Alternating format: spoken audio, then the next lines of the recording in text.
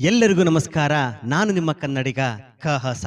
ನಾವು ಒಂದ್ ಕಡೆ ಹೇಳ್ತಾ ಇರ್ತೀವಿ, ಉಪವಾಸದಿಂದ ಮುಕ್ತಿ ಮತ್ತು ಸಂತೋಷ ಸಿಗುತ್ತೆ ಅಂತ.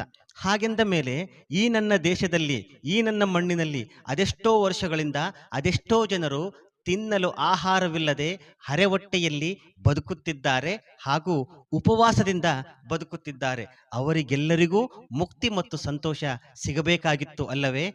ಉಪವಾಸವೆಂದರೆ ಕೇವಲ ಆಹಾರವನ್ನ ತ್ಯಜಿಸುವುದು ಮಾತ್ರ ಉಪವಾಸವಲ್ಲ.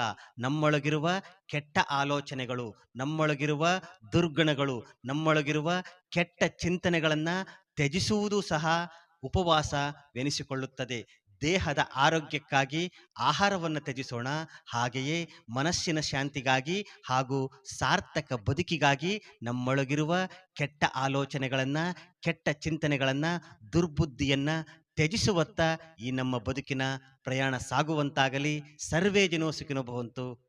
ಧನ್ಯವಾದ.